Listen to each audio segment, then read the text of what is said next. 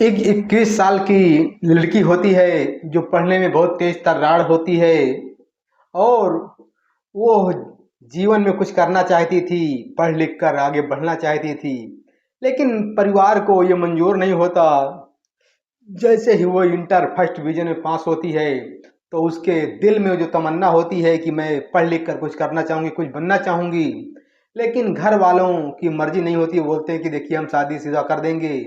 आजकल का जो माहौल है, जून जमाना खराब है, इसलिए हम शादी कर देंगे, अपने घर जाओ बेटी, ताकि हमारा मान सम्मान भी बचा रहे। कब क्या हो जाए कोई पता नहीं होता है।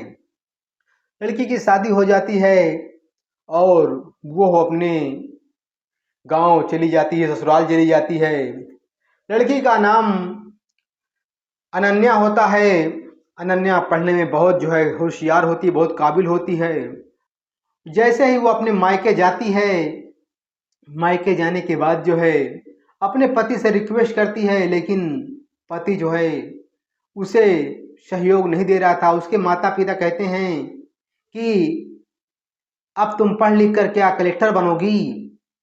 उधर जो है पत्नी की यही तमन्ना होती कि पढ़ लिख कर मैं कुछ बनना चाहती हूँ, लेकिन घर के लोग सभ्य होते हैं, पढ़े लिखे बढ़िया घर परिवार होता है, लेकिन वो लोग जो महिलाओं को आगे बढ़ने की मदद नहीं कर रहे होते हैं। उसका पति भी जिला कलेक्ट्रेट में जो है क्लर्क के पद पर होता है।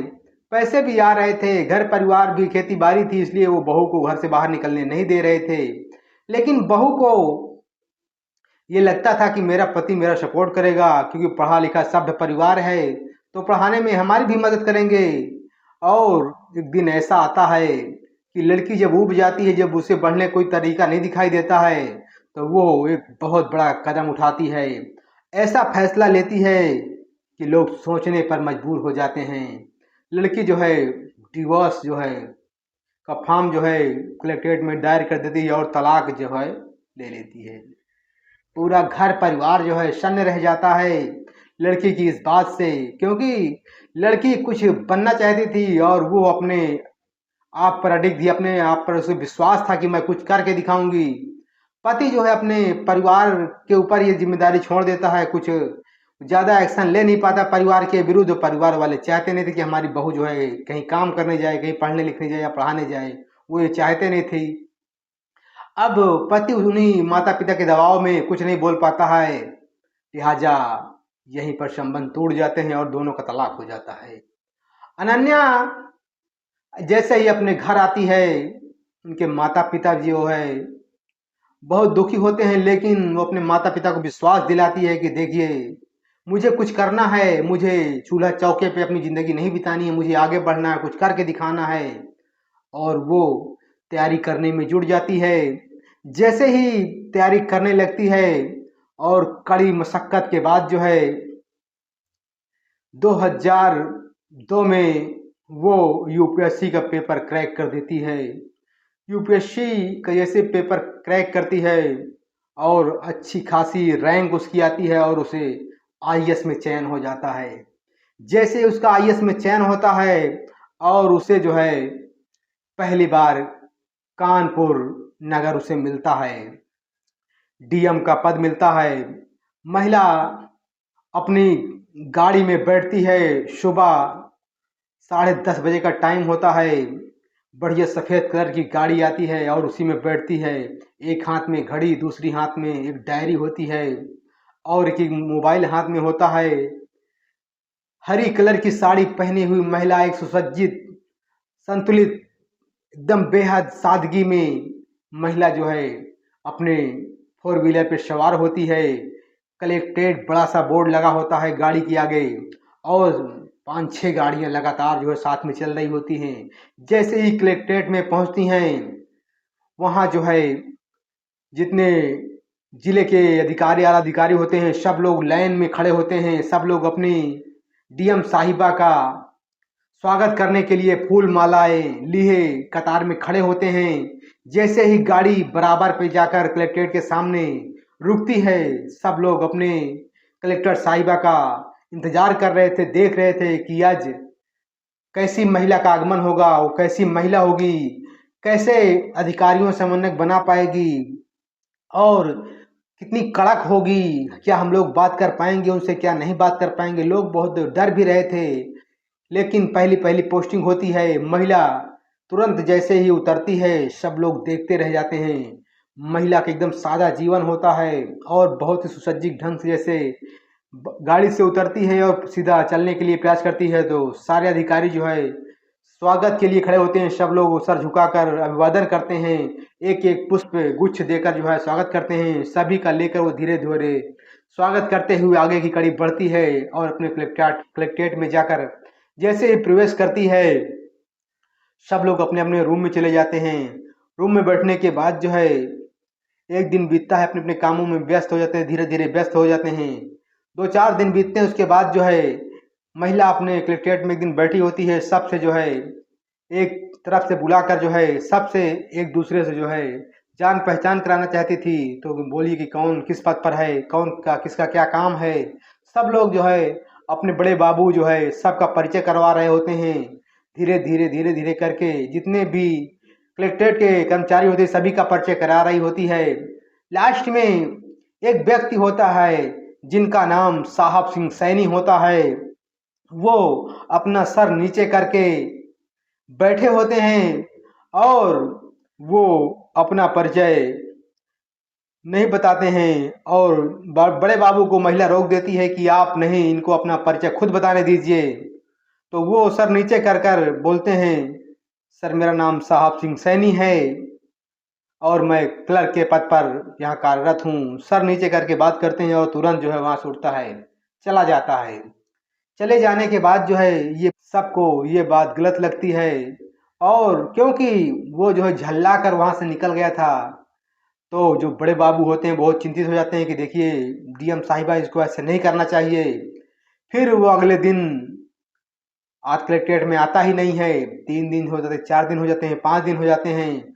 अब महिला जो है सब लोगों को तो देखती थी, लेकिन जो साहब सिंह सैनी होते हैं वो आते ही नहीं हैं।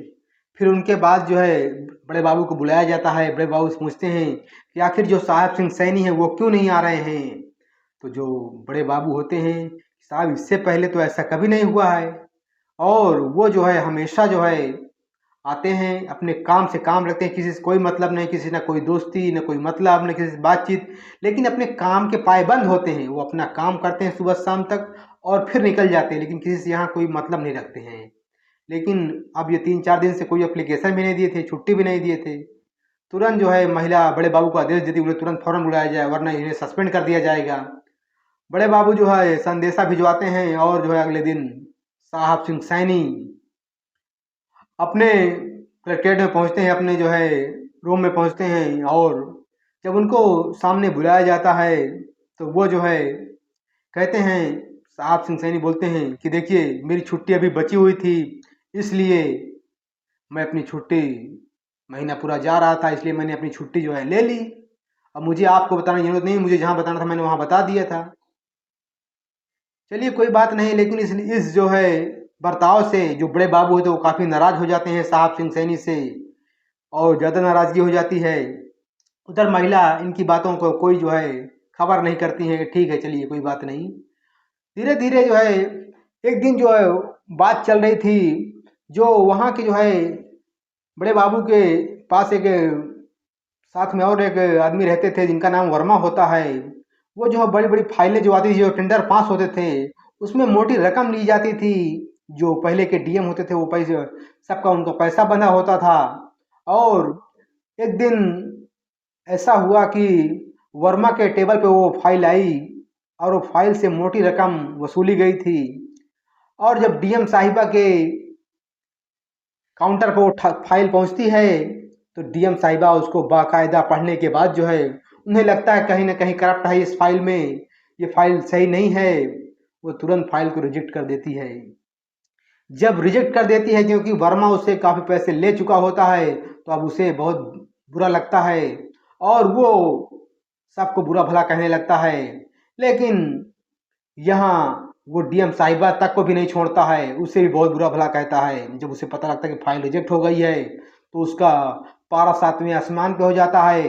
बड़े बाबू को ये बात जो है बहुत बुरी लगती है, लेकिन वो कुछ नहीं बोलता। लेकिन उधर साहब सिंह सैनी होते हैं वो जो है हिदायत दे रहे होते हैं, लेकिन वो जो है महिला जो कलेक्टर होती है उनको भी गालियाँ दे रहा था, अनन्या जो होती है उनको भी गालियाँ दे रहे थे। तो साहब सिंह सैनी से बर्दाश्त नहीं होती, यहाँ तक की बातें हाथापाई पर उतर आई थी। और जैसे ही ये बात जो है पूरे सब सदन में पहुंचती है, कलेक्ट्रेट में पहुंचती है, तो महिला तुरंत जो है अनन्या जो डीएम कलेक्टर होती हैं वो तुरंत जो है मामले को संज्ञान में लेती हैं और उसको कड़ी कार्रवाई करने का आदेश देती हैं। तो वर्मा को जो है तुरंत जो है निलंबित कर दिया जाता है और इन्हें भी सख्त दी जाती है कि तुमने ऐसा क्यों किया, अगर तुम लड़ाई झंगे करोगे तो मैं तुम्हें भी सस्पेंड कर दूंगी। तो वो नीचे गर्दन झुका लेता है और कहता है देखिए मेरी यहाँ कोई बात नहीं थी, लेकिन वो आपको बहुत बुरा भला कह रहा था तो इसलिए मुझसे बर्दाश्त नहीं हुआ। तो मैडम कहती हैं देखिए वो मुझे बुरा भला कह रहा था तो उससे मैं निपटती, आपको निपटने की क्या ज़रूरत थी। तो कहती है देखिए मेरे दिल में आज भी जो प्यार है वो आज भी है, मैं आपको भुला नहीं पाया हूँ, इसलिए मुझसे बर्दाश्त नहीं हुआ और मैं उससे हाथापाई पे उतर आया हूँ। बात यहीं पे ख़त्म हो गई और साहब सिंह सैनी अपने घर चला जाता है। और अगले दिन जो है तैयारी ये रहती है कि देखिए सबको 2 घंटे पहले यहाँ मौजूद होना है। आज यहाँ एक मंत्री का आगमन होता है और सारी तैयारियां जोरों पे चल रही होती है। डीएम साहिबा अनन्या जो है सबको कड़े शब्दों में जो है संदेश देती हैं कि कोई भी व्यक्ति गैर हाजिर नहीं रहेगा, किसी की कोई छुट्टी नहीं रहेगी, सबको 2 घंटा पहले आना होगा और जितना काम सब दुरुस्त कर लिया जाए, क्योंकि मंत्री के आगमन की जो है पहले तैयारियां की जा रही थी। सारा कुछ सिस्टम सब अपने हिसाब से चल रहा होता है। जैसे ही सुबह महिला पहुंचती है सब लोग नज़र में आ रहे होते हैं, लेकिन साहब सिंह सैनी जो क्लर्क होते हैं वो कहीं दिखाई नहीं देते हैं। काफ़ी खोजने के बाद जो है जब महिला को दिखाई नहीं तो तुरंत बड़े बाबू से पूछती है कि आखिर साहब सिंह सैनी आज क्यों नहीं आए। मैंने सबको सख्त लहजे में आदेश दिया था कि कोई भी छुट्टी नहीं चलेगी, किसी को जो है कोई बहाना नहीं चलेगा, सबको आना होगा, लेकिन साहब सिंह सैनी क्यों नहीं दिखाई दे रहे हैं। बड़े बाबू कहते हैं कि साहब पता नहीं क्या बात हो गई है, क्यों नहीं आए हैं। तो वो कहते हैं फ़ोन लगाओ, तुरंत पता करो क्या बात है, क्यों नहीं आए हैं। उधर जो है मंत्री जी की आगमन की तैयारियां जोरों से थी, सारे जो है अधिकारी लगे हुए थे, सब बाकायदा अपने अपने काम पे डटे हुए थे और सबको ये लग रहा था कहीं गाज न गिर जाए, कहीं की कोई सस्पेंड ना हो जाए, इसलिए जो है सब लोग अधिकारी घबरा रहे होते हैं। लेकिन जब बड़े बाबू जो उधर पता लगाते हैं तो पता चलता है कि साहब सिंह सैनी को जैसे ही कल शाम को घर जा रहे थे तो रास्ते में कुछ गुंडे मिल गए थे, उन्हें इतना मार दिया गया था कि वो एक हॉस्पिटल में, प्राइवेट हॉस्पिटल में आईसीयू में भर्ती हैं। जैसे ही महिला को ये बात खबर मिलती है तो महिला तुरंत जो है कहती है देखिए मुझे तुरंत जाना होगा। तो बड़े बाबू सब पका जाते हैं कि ऐसा क्या हुआ मैडम, अरे आप बाद में चली जाइए कि अभी मंत्री का आगमन हो रहा है, आधा घंटे बाद ही मंत्री साहब आने वाले हैं। कि वो कहते हैं देखिए मंत्री जी से ज़्यादा मुझे उसकी चिंता है और मंत्री जी आएंगे क्या कहेंगे क्या नहीं कहेंगे, क्या हो क्या नहीं मुझसे मतलब नहीं है, लेकिन मुझे पहले वहाँ जाना ज़रूरी है। वो कहते हैं मैडम जी मंत्री बहुत ज़्यादा खपा हो जाएंगे और वो बहुत जी उल्टा सीधा भी कहेंगे, अगर बहुत बड़ी गाज भी गिर सकती है। तो कहती है महिला कहती है कुछ भी हो जाए मुझे कोई भी मतलब नहीं, ड्राइवर साहब तुम गाड़ी निकालो, मैं अभी इसी वक्त जो उस हॉस्पिटल जाना चाहूँगी। महिला तुरंत गाड़ी निकालती है। बड़े बाबू सब पका जाते हैं, उन्हें कुछ समझ में नहीं आता है कि आखिर अब क्या किया जाए। इधर मंत्री जी का आगमन हो रहा, माँ जो कलेक्टर साहिबा हैं वो जा रही हैं, कौन उनकी बातों का जो है सवाल जवाब करे, कौन जवाब देगा, क्या पूछेंगे क्या नहीं पूछेंगे। सब जितने जो है कर्मचारी हड़बड़ा जाते हैं कि जिले के जो मेन कलेक्टर है जिनको जो है रहना चाहिए वो खुद नहीं रह रही हैं, अब हम लोग क्या करेंगे। अब उनका दिमाग की बत्ती गुल हो गई तो कुछ समझ में नहीं आ रहा था क्या किया जाए। इधर महिला कलेक्टर जो है अपने एक पुलिस वाले को लेती है, अपनी पूरी गाड़ी जो टीम तैयार करती है, तुरंत जो है निकल जाती है। जैसे ही वो महिला उस हॉस्पिटल में पहुंचती हैं, गाड़ियों की घनघनाहट पहुंचती है हॉस्पिटल के पास, जो है तुरंत जो है जितने स्टाफ होते सब पका जाते हैं, जितने जो है वहाँ के डॉक्टर होते हैं कि अरे क्या हो गया कि यहाँ जो है गाड़ियाँ कैसी आ रही हैं, सफ़ेद कलर कई गाड़ियाँ जो है लगातार हॉर्न देते हुए आ रही हैं। सारे जो है डॉक्टर तैनात हो जाते हैं तुरंत जो है। उसके बाद जो है जैसे ही महिला पहुंचती देखती हैं कि लिफ्ट जो है वही ऊपर गई है, वो तुरंत सीढ़ियों से चढ़ना स्टार्ट कर देती हैं। उसके साथ साथ जो कई डॉक्टर उसके पीछे लग जाते हैं, गनर तो लगे ही रहते हैं और जब वहाँ पहुँचती है तो देखती है साहब सिंह सैनी के पूरे शरीर में पट्टियाँ बंधी होती हैं। बंधने के बाद जो है वो लेटा हुआ था और उसकी स्थिति इतनी नाजुक हो गई थी कि उसे 1 महीना लग जाए कि 2 महीना लग जाए, 3 महीने लग जाए, कब ठीक होगा उसे ये नहीं पता होता है। लेकिन जैसे ही देखती है तो भावुक हो जाती है, आंसू गिरने लगते हैं।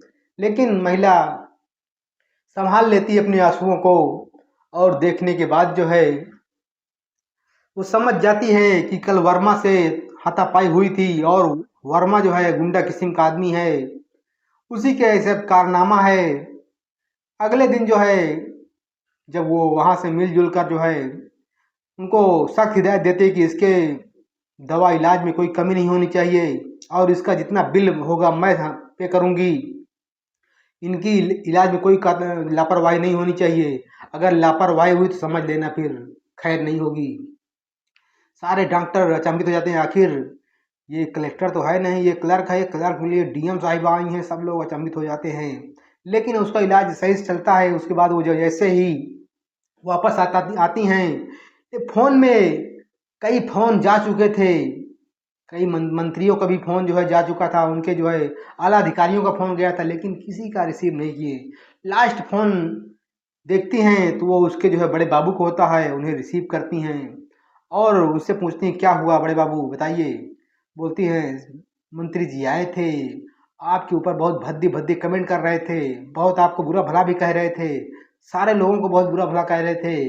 उनकी मेरी परवाह नहीं, मैं मंत्री यहाँ आया हूँ, उनको जो है वहाँ मिलने की ज़्यादा चिंता थी, कहाँ चली गई हैं, बहुत ज़्यादा उल्टा सीधा कह रहे थे। तो उन्होंने कहा कि उनका जो काम था उन्होंने किया, जो मेरा काम था मैं किया, मुझे इसकी परवाह नहीं कि वो क्या कहे गए क्या नहीं कहे, क्या किया क्या नहीं किया। वो अपना काम कर रहे हैं, मैं अपना काम कर रही हूँ, ठीक है कोई बात नहीं, जाने दीजिए। जैसे ही वो अपने चैम्बर में आती हैं उसके बाद जो है अगले दिन जो है उस वर्मा के खिलाफ एफआईआर होती है और पता लगाया जाता है कि उसके गुंडों ने कितने लोग जो है थे, कौन कौन लोग ने उनके साथ जो है इस घटना में शामिल थे, सबके नाम एफआईआर लिखी जाती है। एफआईआर लिखा कर कड़ी कार्रवाई का आदेश देती हैं। फिर अब महिला के अंदर कहीं न कहीं कुछ प्यार पनपता है, काफ़ी बिजी रहती थी। उसके बाद जो है एक दिन समय निकालती हैं और उनके घर पहुंच जाती हैं। घर पहुंचने के बाद जो है सबको जो है बाहर ही रोक देती हैं और जैसे ही अंदर प्रवेश करती हैं उसके पूरे शरीर में पट्टियां पड़ी होती हैं, टेबल पर दवाइयां रखी होती है और वो दवाई खाने के लिए जैसे हाथ बढ़ाते हैं लेकिन उनकी सारी एनर्जी गायब हो गई थी, वो हाथ से दवाइयां तक नहीं उठा पा रहे थे। लेकिन जब महिला को देखते हैं तो तुरंत उनके आंखों से आंसू निकल आते हैं। चल महिला के भी आंखों से आंसू निकल आते हैं। कहीं ना कहीं दोनों के अंदर प्यार था, लेकिन उस समय अपने परिवार के आगे कुछ नहीं कर पाए थे साहब सिंह सैनी। महिला तुरंत जो है दवा का पैकेट उठाती है और दवा खोलती है, तुरंत जो है उनके हाथ में दवा देती है, पानी देती है, दवा पिलाती है। उसके बाद जो है उनका हाथ पकड़ कर जो उसी टेबल में बैठ जाती है और हाथ दबाती रहती है कि देखिए जो हुआ सो हुआ, लेकिन क्या तुम्हारे दिल में अब भी मेरे लिए प्यार है? साहब सिंह सैनी कहते हैं कि मेरे दिल में तुम्हारे लिए पहले भी प्यार था, अब भी प्यार था। मैं अपने घर वालों के आगे मजबूर हो गया था। तो कहती हैं क्या तुम्हारे दिल में हमारे लिए प्यार है, आखिर तुम क्यों इतना परेशान हो रही हो, मैं भी जानना चाहता हूँ। तो महिला भी कहती है कि मेरे दिल में भी अभी तुम्हारे लिए उतना ही प्यार है, क्योंकि तुम्हारी कमी नहीं थी, तुम भी अपने माँ बाप के आगे मजबूर थे और मुझे भी कुछ करना था, इसलिए मैं भी मजबूर हो गई थी। लिहाजा हम फिर से नई ज़िंदगी की शुरुआत करेंगे और शुरुआत अब मैं तुम्हारा सेवा करूँगी और अब मैं यहीं रहूँगी, इसी कमरे में रहूँगी और मैं तुम्हारी दवा का सारा प्रबंध देख रेख मैं करूँगी। दोस्तों अगले दिन से फिर अब वो महिला कलेक्टर जो है उन्हीं के आवास में आ जाती हैं और वहीं पे रहती हैं, उनकी सारी सेवा बर्दार करती हैं। उसके बाद जब ठीक हो जाते हैं तो दोनों फिर से जो है मंदिर में शादी करती हैं, कोर्ट मैरिज कर लेती हैं। तो दोस्तों ये कहानी बड़ी ही भावुक कर देने वाली थी, क्योंकि एक लड़का अपने माता पिता परिवार के आगे बेबस हो जाता है और लड़की को इतना बड़ा फैसला लेना पड़ जाता है, लेकिन दोनों के दिलों में प्यार कम नहीं होता है। लगभग 5 साल बीत जाने के बाद जब लड़की कलेक्टर बन जाती है तो देखिए कैसे कुदरत का करिश्मा के फिर मिल जाते हैं।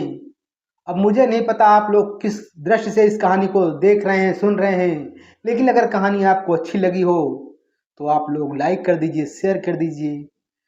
फिर मिलते किसी अगली स्टोरी में, तब तक के लिए धन्यवाद। जय हिंद, जय भारत।